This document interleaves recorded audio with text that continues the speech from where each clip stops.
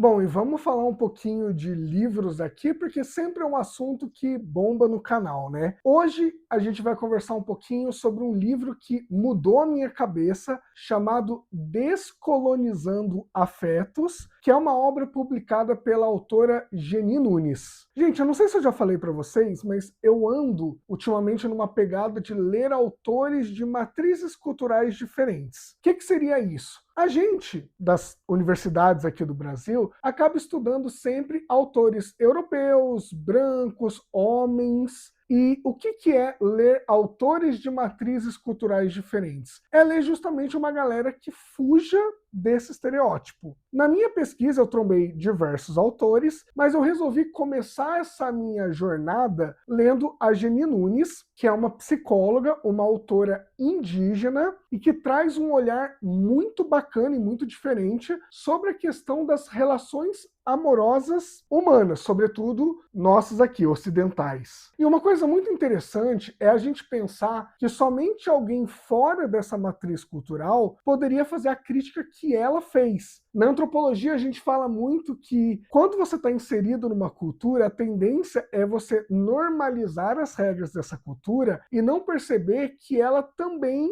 foi criada culturalmente, historicamente. Então a gente tende a achar que o que a gente faz é normal e é a única forma de fazer. Quando a gente vê autores de outras matrizes culturais, eles conseguem fazer esse choque justamente porque eles vieram de uma outra lógica. E é exatamente o que a Geni faz quando ela conversa com a gente sobre relações amorosas e sobre como que nós somos colonizados nesse sentido. Eu acho que todo mundo já ouviu o termo colonização, e aqui a Geni emprega esse termo numa questão muito mais psicológica, cultural. O que seria isso, gente? Quando a gente fala que nós somos colonizados no sentido que ela diz, a gente está falando do quê? A nossa forma de pensar, sentir e se relacionar acabou sendo moldada após a invasão dos cristãos portugueses lá no século XVI. Existia uma forma de viver e de se relacionar que, com a chegada dos portugueses, foi massacrada. Não tem outra palavra, tá? Foi massacrada porque foi um processo violento. E esse processo violento fez com que as práticas indígenas da época deixassem de existir e passassem a ser estranhadas, que é um outro termo que a gente usa muito na antropologia, na psicologia também, mas na antropologia principalmente, que é o que? Eu estranho, eu passo a achar aquilo errado, fora da norma. Então vamos lá, as práticas indígenas eram a regra, os portugueses vieram e com toda a forma de pensar cultural e cristã deles, eles acabaram sobrepondo o que existia aqui. Eles acabaram colonizando os afetos de quem aqui vivia. Então, o projeto da Geni nesse livro é descolonizar os nossos afetos. É mostrar pra gente que a forma como a gente se relaciona não é a única possível e muito provavelmente não é a mais saudável também. E, gente, a Geni começa o livro já falando que em Guarani eles não têm uma palavra para posse. Ao invés de dizer que é a minha esposa, por exemplo, ou o meu celular, eles têm palavras que significam algo próximo de estar convivendo com, estar na presença de, que é uma coisa muito menos opressiva, né? Ao invés de eu dominar, eu coabito, eu convivo com. E isso já mostra muito como que as relações guaranis são diferentes das nossas. Então tá, como eu falei, para Geni, o problema começou quando os cristãos, os jesuítas mais especificamente, vieram aqui para a América, para o Brasil, no século XVI e acabaram se chocando com as práticas culturais que aqui aconteciam. Então, esse processo de colonização nada mais é do que, de uma forma agressiva, tornar a cultura cristã a única cultura correta, a única cultura permitida. Lembrando, é claro, que quando a gente fala sobre colonização, é muito comum a gente pensar assim, não, os europeus vieram aqui dominar e pronto. Não, gente, os povos daqui, eles lutaram contra isso, tá? É que é lógico, a violência acabou tomando conta e eles acabaram sendo derrotados. Mas nunca entendam que a colonização foi um processo pacífico. um processo aceito simplesmente. Dá para falar a mesma coisa da escravidão, né? Nenhum escravizado simplesmente aceitou ser escravizado. É a mesma coisa aqui. Tudo bem que aqui a gente está falando de termos subjetivos, né, emocionais e tudo mais, mas é a mesma lógica. Ninguém aceitou simplesmente ser colonizado. Mas então, qual que é a relação da monogamia, que é o que eles impuseram aos indígenas, e a moralidade cristã? Qual que é a relação entre as duas coisas? Gente, a Geni vai colocar que essa ideia de monogamia, que na verdade é a regra, né, hoje em dia, tem exceções, claro, mas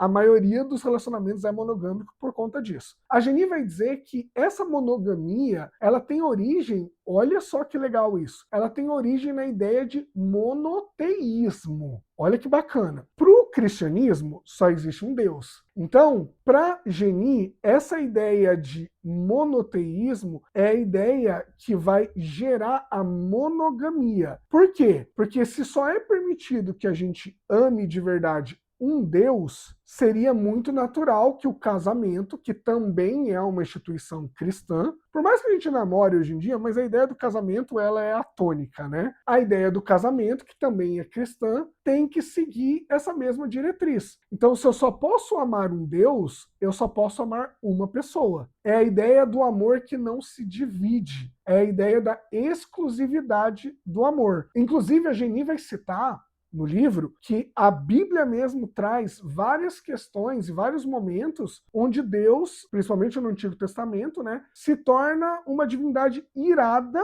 quando sente ciúmes dos homens, quando percebe que talvez os homens estejam amando, idolatrando outras divindades, que é basicamente a mesma lógica dos ciúmes que algumas pessoas sentem em relação amorosa, né? E a Geni vai trazer algumas consequências bem interessantes sobre isso. Ela vai dizer, por exemplo, que apesar de a gente viver num estado supostamente laico, quando a gente pensa nas relações humanas, o Estado ele atua com base na moralidade cristã. Uma prova disso é a questão da demora, por exemplo, para a gente ter a lei do divórcio. Então, o Estado, ele ainda tem resquícios de uma moralidade cristã, que não é laica, nas suas decisões também. Uma outra coisa muito interessante que ela vai trazer é que quando a gente fala da monogamia, a gente impõe a ideia de que você vai amar uma só pessoa pelo resto da vida. Porque, afinal de contas, você vai amar Deus para sempre. Então, é a mesma lógica. Lembra que eu falei? Você tem que amar a outra pessoa até que a morte o separe. Olha o quanto que isso é pesado. E isso, gente, vai legitimar, por assim dizer, ou vai justificar quando, por exemplo, a gente tem assassinato, a gente tem feminicídio, quando uma mulher resolve terminar uma relação e o marido, o namorado, não aceita isso. Porque essa ideia de amor para sempre, que tem a origem no amor divino, ela é uma ideia que está tão enraizada na nossa cabeça que muitos homens não aceitam o fim de um relacionamento. Olha onde que isso vai parar, olha o impacto disso. E tem uma outra decorrência disso que eu falei agora. A Geni vai dizer o seguinte, nós temos o hábito de colocar na conta do machismo toda e qualquer violência que aconteça com as mulheres. Quer dizer que isso está errado? Não, é óbvio que o machismo atua. Porém, quando a gente pensa só no machismo, a gente acaba esquecendo que a monogamia, a relação monogâmica, ela explica muitas das questões. O que ela vai colocar nesse sentido? Se a gente falasse sobre o machismo provocando o feminicídio, seria qualquer homem matando qualquer mulher. E não é isso que a gente vê na prática. A Geni vai colocar o quê? Quando a gente vê o feminicídio, normalmente quem que comete esse crime? Homens que estavam em relacionamento amoroso com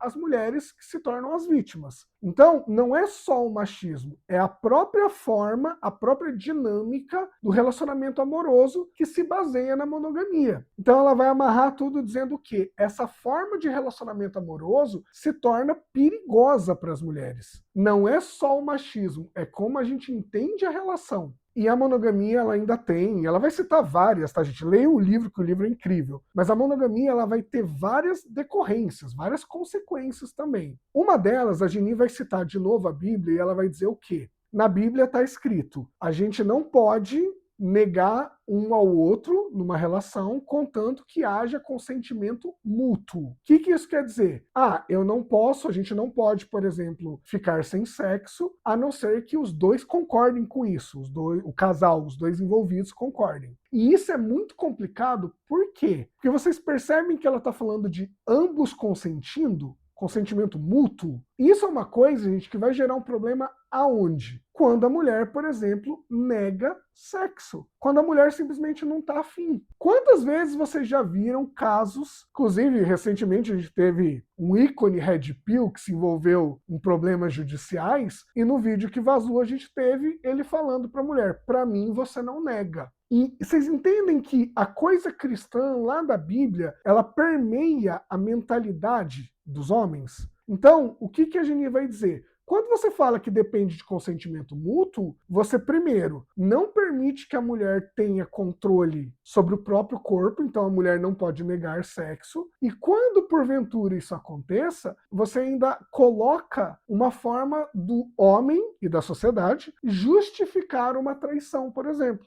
Ele não teve em casa, logo ele foi buscar na rua. E tudo isso está, de novo, relacionado com o quê? Com o fato da monogamia envolver relacionamento entre duas pessoas só, e dentro desse relacionamento a gente não ter agência sobre o nosso próprio corpo. Eu só posso negar alguma coisa se a outra pessoa também não quiser. Tá, e aí o que a Geni coloca como um contraponto a tudo isso? A Geni vai dizer o seguinte, gente, quando a gente fala de não monogamia, é diferente de poligamia, por exemplo. A não monogamia diz respeito a quê? Diz respeito a uma pessoa que não terceiriza decisões sobre o próprio corpo, que é o que eu falei agora para vocês. Então, eu posso ser uma pessoa não monogâmica e estar no relacionamento com uma pessoa só. Isso não é proibido, nada impede, tá? Mas o que quer dizer? Quer dizer que essa não é a norma. Inclusive, eu posso ser não monogâmico e decidir que eu não vou me relacionar com ninguém. Então, o não monogâmico é uma pessoa que não se sujeita a essa norma de que relações humanas, amorosas, dizem respeito somente a duas pessoas.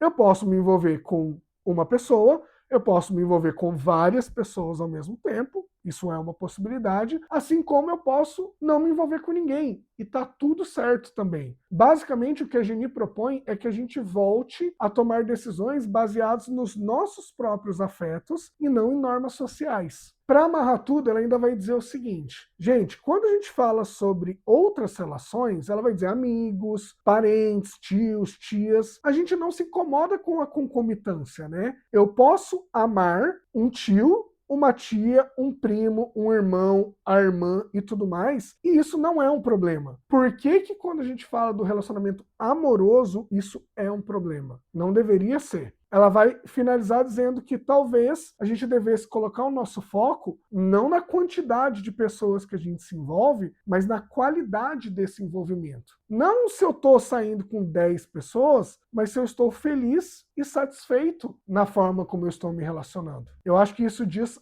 muito sobre o que a gente deveria pensar nas nossas relações, e eu tenho trazido muito isso quando eu atendo pessoas aqui na clínica. Mas é isso, gente, eu queria saber a opinião de vocês. Vocês já leram esse livro? Gostaram? Concordam com os apontamentos que a Geni Nunes traz? Os comentários aqui estão abertos para vocês participarem do debate. Não esquece também de dar like no vídeo, para esse vídeo chegar em mais pessoas. Se inscreve no canal, porque aí você vai acompanhar todos os debates que a gente trouxe aqui. A gente se vê no próximo vídeo e um abraço para vocês.